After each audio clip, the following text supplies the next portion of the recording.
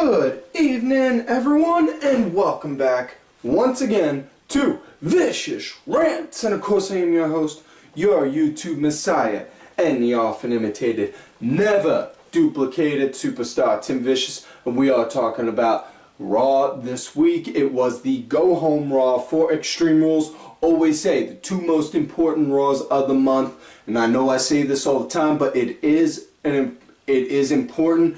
The two most important ones are always the Go Home show and the Fallout show. Now, this was the Go Home show for Extreme Rules, and while the Raw, it was good, it wasn't hot though.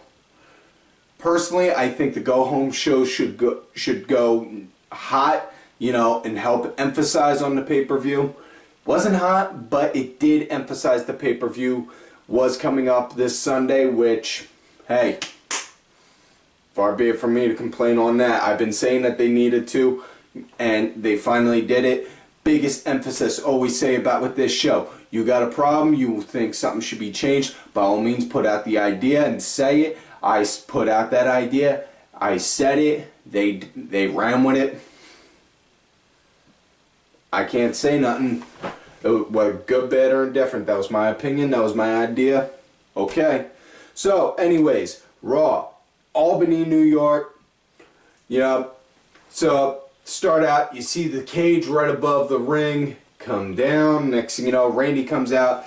He puts out a promo talking about on how, Seth, for saying that you're the smartest guy back there, you really are one dumb bastard. And I don't know. Is saying you're a dumb bastard PG?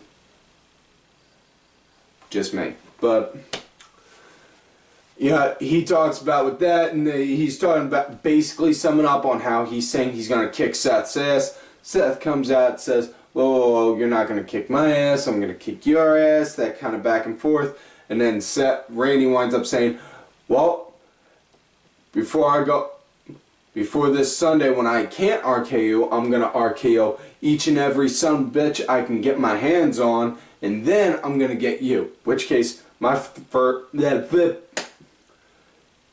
talking faster than my brain can think. First thing I thought of was, oh dear God, somebody tell the merchandise guys to go and hide. Randy's going to RKO him out of nowhere.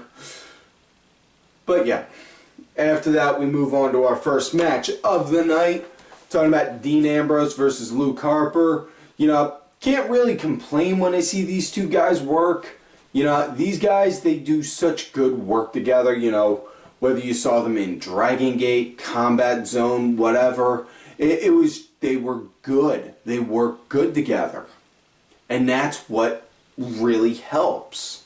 If you got somebody that you can have good chemistry with, whether you love them or hate them, then man, you roll with it like there ain't no tomorrow. And that's what these two guys did. Now, before the match even started, Harper wound up coming out, walking down to the ring with a mic, which, something very much so different for Harper. He doesn't normally do that. Now, and if anything, it's kind of good that Harper doesn't really talk much given his character. Those moments you do have him talk, that's on when you wind up getting impressed like, whoa, holy shit. But yeah, next thing these two guys, they're going at it, they're swinging at each other good and hard, super kicks, suicide dives, all that. They wind up brawling out of the ring into the fans, up onto the stage. The match basically got thrown out as a no contest.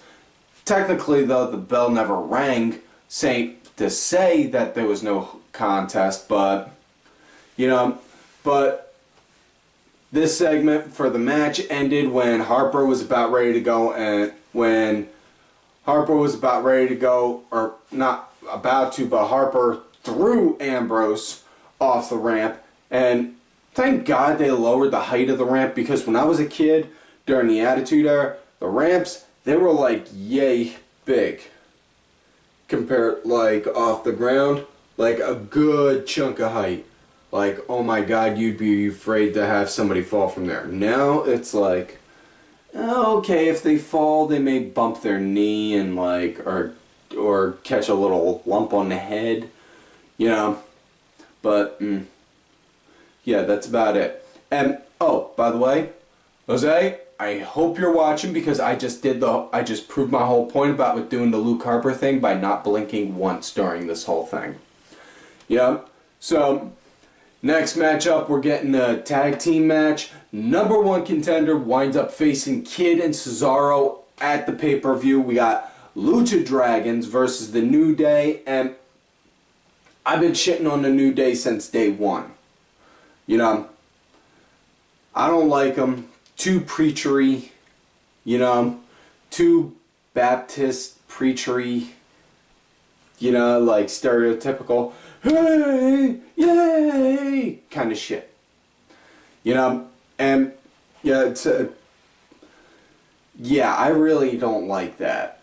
You know, I mean, I like the original idea that they had for the New Day where you had Xavier coming out basically dressed up like all Malcolm X like, going and preaching about on how they're being held down and on how they need to go and rise up on the card, and that was good for them.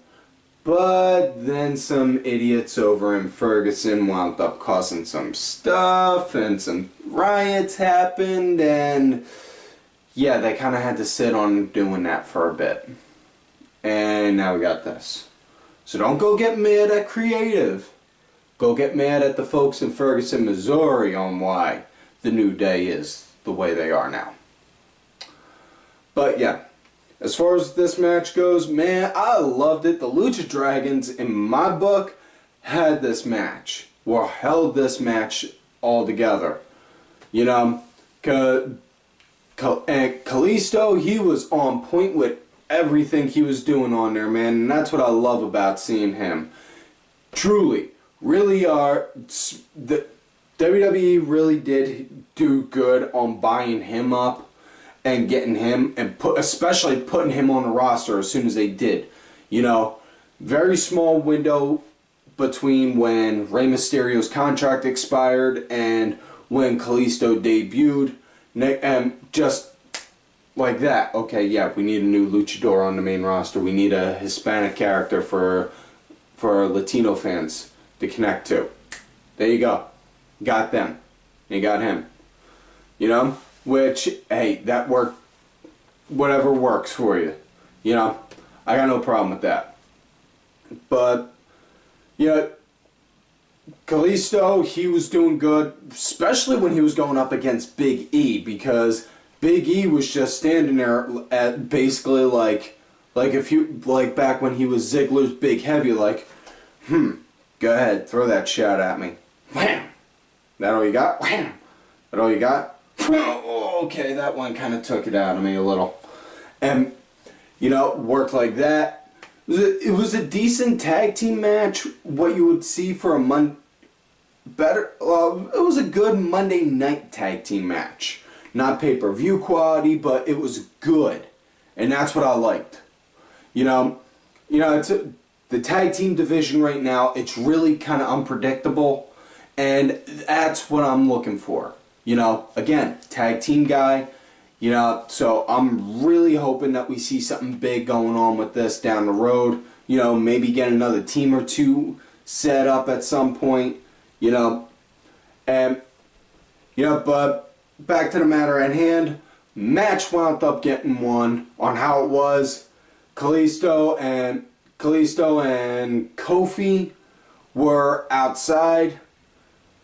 We're both outside. They were both legal men. And ref was doing the count, got up to about 7. They both went to go inside. Woods was literally under the ring, and you could see, holding on to Kalisto's legs, and you could see Kalisto was trying to climb in, and couldn't get in.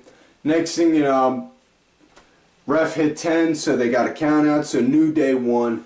And they're basically doing like what I said that they should be doing, you know, like taking those negatives, like, you know, the more you boo me, the harder I'm going to hit this guy in kind of a way, you know. And so, again, I can't really complain because creative is taking my idea. You know? I mean, hey, normally TNA Creative, they get a lot of their ideas from here, from me.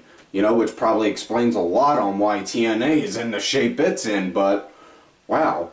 Get WWE Creative to take my ideas. Whew. Oh boy. But yeah, after the match, next thing you know, Randy came in, RKO'd Woods, RKO'd Kofi. Big E was literally on the apron, halfway through the rope, and Randy was looking like, come on, big boy, come on. Big E was like, nah. And then just walked off. Love that. So Randy wound up hitting 2 of the RKOs he was going to hit. Don't normally talk about promos. Talking about it with this one because Slater was talking to Rowan, saying on how they were going to answer Cena's open challenge for the U.S. title, and then Rowan walked away, and just as Slater turned back around, wham! Got an RKO. So that was number 3. That was number 3 of all of the RKOs that he wound up hitting that night. So yeah, next matchup it was You Are Here? No. Bunghole? If you really think this show is bad, you obviously never saw the War Paint Mask show. I think that's his name. Versus Curtis Axel. And before that even started up, funny thing was Axel wound up getting into it with Fan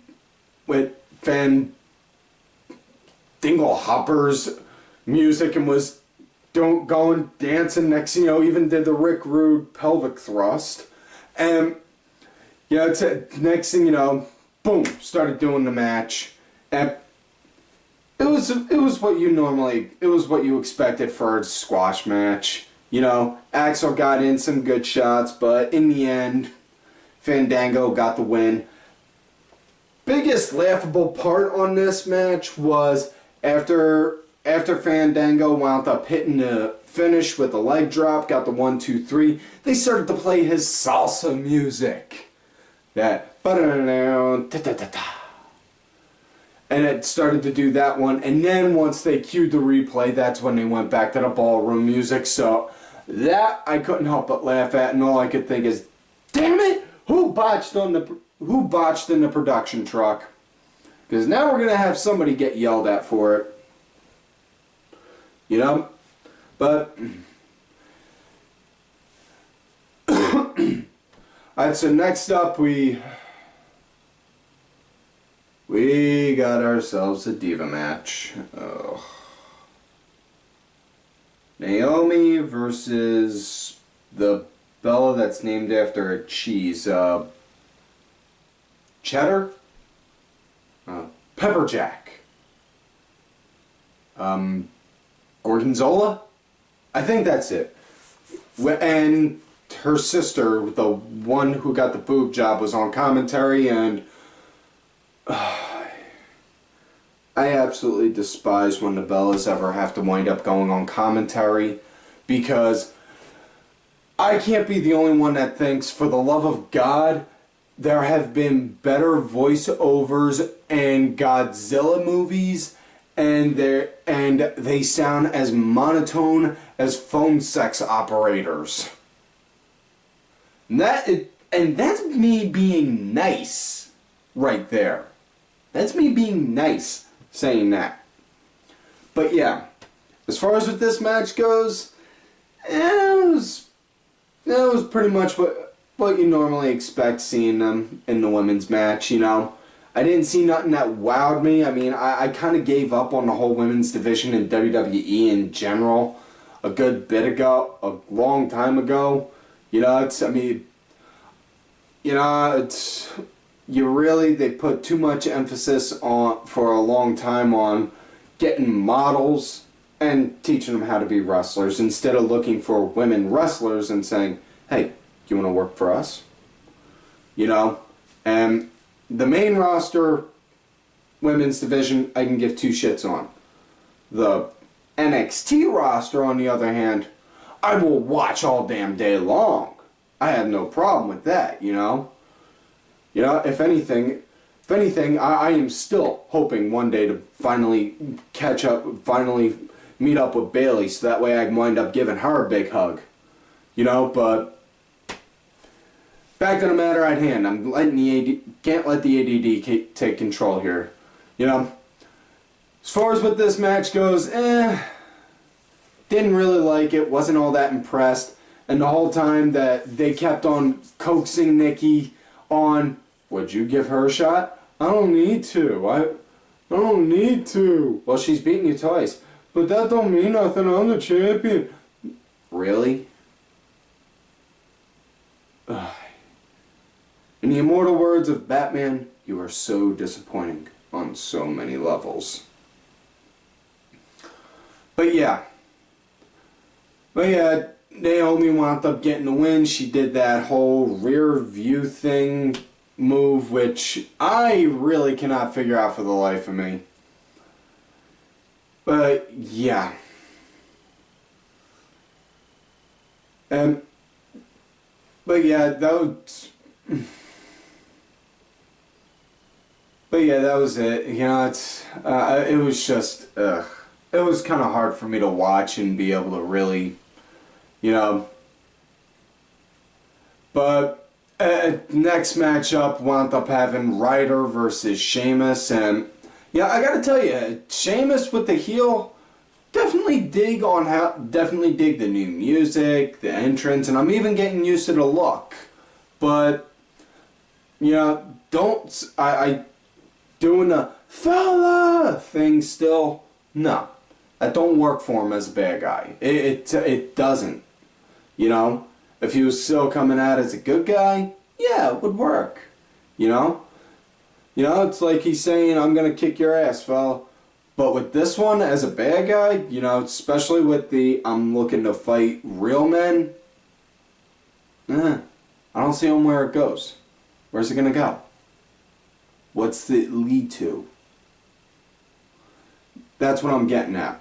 But, yeah, this you can't even say it was a match, because the second Ryder hit the ring, it was, and Sheamus still had a mic in his hand.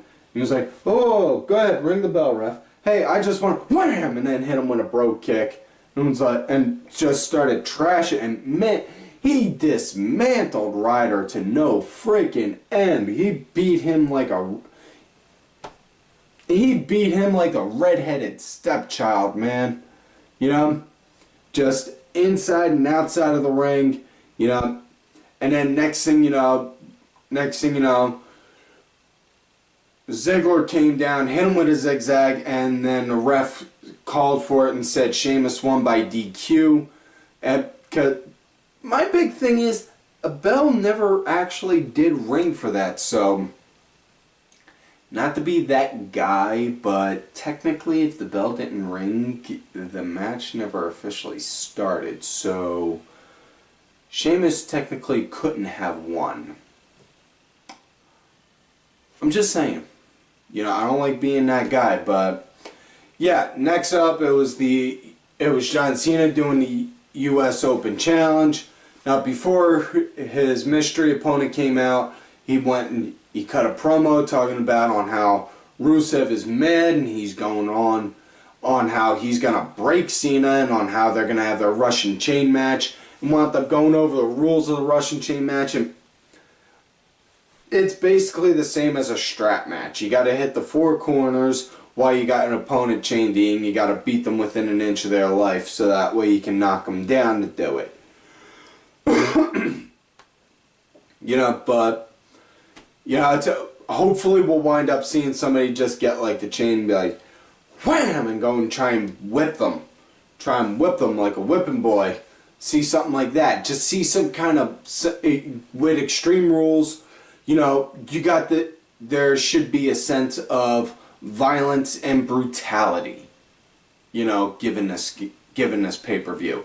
You want to put an emphasis on this gimmick pay-per-view, saying it's the one night a year where everyone goes extreme. well then prove it and make these matches brutal, bloody. You don't even have to do bloody, but brutal, violent, you know? Have it be like something you would be like, look away, Billy. I don't want you to see this. My God. Okay, now you can look. You know? Something like that. But yeah. Mystery opponent, it was Kane. Which, I don't think anybody really expected Kane. You know? Especially given, you know, on how with all the shit that him and Seth have been going through lately. You know? Because Hunter came out earlier, was hyping up on how they're going to start up Tough Enough again soon, which, hey, by the way, folks, random question, if y'all think you would like to see me attempt to audition for Tough Enough and make it on that show, let me know. Drop a comment down below or tell me on Twitter at TimVicious. Back to the matter at hand. Kane came, Hunter was doing his thing, talking about that. Then Kane came out, was talking about you need to deal with Seth. He's acting like a little spoiled brat. And then Seth came out and was going and running his mouth on Kane. And then Hunter was just like, alright, that's it. That's enough out of both of you. So Kane is the most loyal guy in the Authority. So, easy enough way to settle this. Kane, you are going to be the gatekeeper for Seth's cage match. So nobody's going to get in or out without going through you first. And Seth just looked and said, well, wait, how am I supposed to get along with him on that? And Hunter just looked at him and was like, you better get ready then. Which I couldn't help but chuckle at, because that would be something that my parents would have done to me if I was a kid. Like, wait, I can't do that with him. Well, then you best get along with him so you can. But yeah, as far as what the match goes, Kane showed a very good aggressive side with that, which I was really liking. You know, it was almost like if he was doing the masked Kane, while like he was showing masked Kane aggression, while in this kind of corporate, you're gonna like the way you look, I guarantee it kind of feel. And this is the kind of Kane that I've been wanting to see for a good while. Because for a long time, excuse me, for a long time, Kane has been underutilized. And that is a proven fact. He has really been underutilized in a lot of different ways. You know, he's a good talent, deserved to be in the main event spot more times than should have, more so than not, but never was. And now it looks like they're starting to hint towards a face turn with him. And honestly, the only way I can really see a face turn working for Kane is if they wind up having him go full on like demon and like going tombstoning Priest, electrifying the boss's son's testicles again, you know, having relations with a corpse named Katie Vick, forcing cats and dogs to get along, making me actually not say Masked Mark as a... Well, no, never mind, I won't say nothing like that. I'm a good guy here. But, yeah, basically like that. Having Kane have Kane do things like that. But, yeah. Match, though, it was what you expected. Cena wound up getting the win. Surprisingly, though, it wasn't from that springboard stunner he's been doing lately. He wound up hitting the AA. In which case, I'm guessing it was probably because... excuse me. Guessing they probably had him booked to finish with the AA because they didn't want him to get... They didn't want everyone to think that's going to be his new move. Either way, he won. That was it. Next matchup, it was Miz versus Mizdow, and the winner gets the rights to the Miz ownership, and yeah, not necessarily... That pretty much described my thought on that gimmick, on that stipulation. But yeah. This one, it was, well, I could watch. I've dug I always dug Mizdow. You know, he came out with Summer Rae. Nice to look at, not all that pleasant to be around after a good while. You know, trust me, I've seen her live. Kind of annoying and a kind of scratchy voice. Sounds like fingernails on a chalkboard. Story for another time, though. Focus, man. Focus. Sorry, folks. ADD's kicking in. But as far as what Miz and Mizdow goes, you know, it was pretty half decent. You know, I enjoyed it anyway. You know, can't say it was a good match. Can't say it was a bad match. But it was what it was. You know, looked like Mizdow was going to win for a minute there, and when he was, first thing I was legitimately thinking was, so if Mizdow wins, does that mean Miz is going to go and start wrestling as Mike Mazarian instead? You know, and just start moving around like that? And then Mizdow wound up getting, excuse me, then Mizdow wound up getting snagged on the ropes. Summer Rae just clawed his eyes, and then Miz, wham, Skull Crusher finale, done 1, 2, 3, and yeah. And just as Miz was about to go and cut his infamous promo of, I'm the Miz, and Randy comes in and wham, RKO. So that's now up to 4 RKOs tonight. So yeah. Never did find out what Miz is, though. Maybe one of life's greatest mysteries. Next matchup, it was Ryroyd versus Adam Rose. I'm not even going to go into details. Next matchup, it was the main event. We'll skip that crap match. Main event time. Seth Rollins versus Dolph Ziggler. The match we were supposed to have last week, but we didn't because Seth wanted Kane to do the job. You know, for those that don't understand the wrestling terms. But yeah, these two guys can make a really good match. They put on a really good match. Absolutely loved watching it. This was hands down match of the night. Really loved it. Really good and solid between them both. You know, good, aggressive, hard hitting. You know, I mean, Seth, he wound up getting the win. Now, do want to know, it was not with the curb stomp. It was reported earlier in the day before Raw aired that WWE now put a ban on the curb stomp. My guess, because you got those kids that were like me that always laughed and ignored those don't try this at home set vignettes and actually did do it.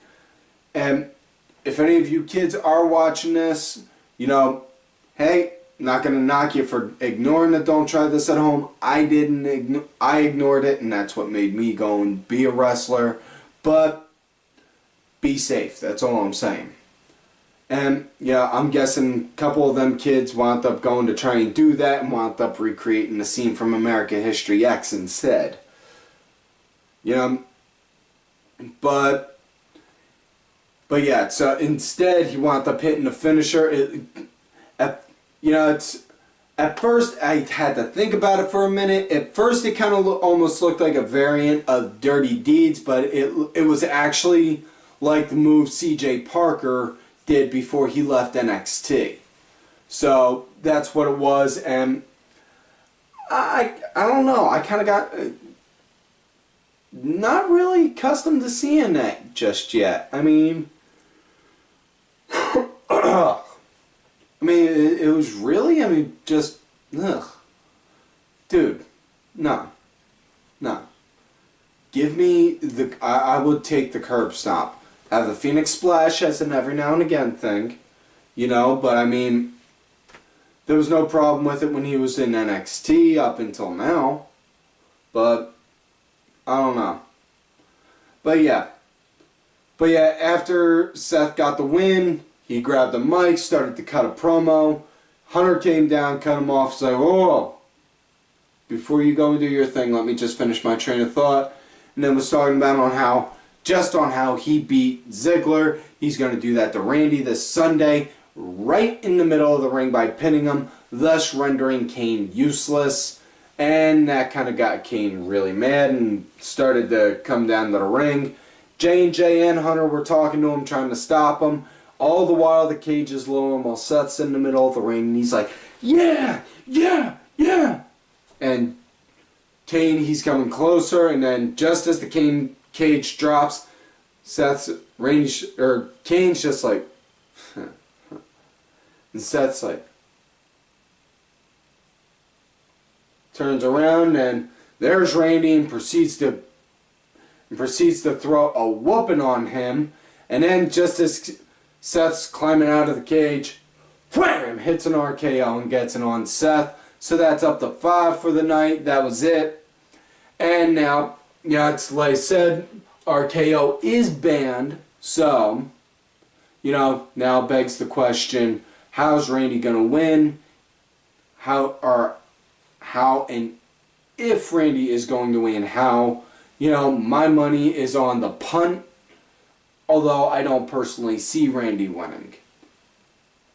I see him being the guy that is chasing after Seth until SummerSlam for when my savior, Paul Heyman, because I still stand by the argument of Paul is God, my savior's beast, the Conqueror, returns, and then we get a one-on-one between Seth and Brock at SummerSlam.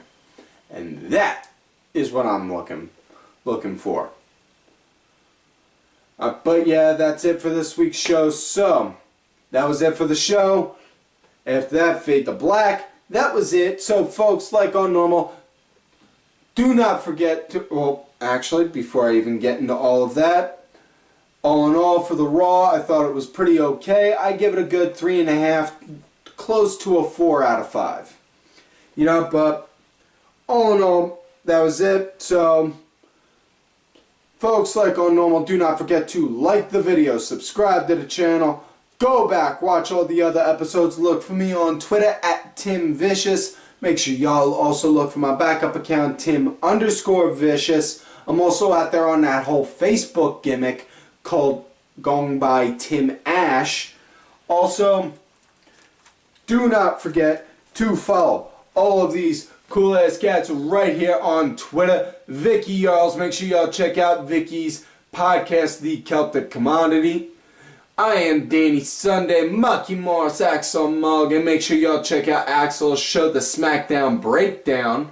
Sunday Segway, Sinfully Sabrina, Cranky Grandpa, Legion Lady Ann, the two douchebags, Oliver Ben, and Just a Stupid Mark. And by the way, Mark, you want to throw crotch chops at me, as well as my client, who, as I have always said, is the true Raw General Manager, Bronx Bitch Forever. And, folks, like I always tell y'all, you love me, great, you hate me. Fuck yous.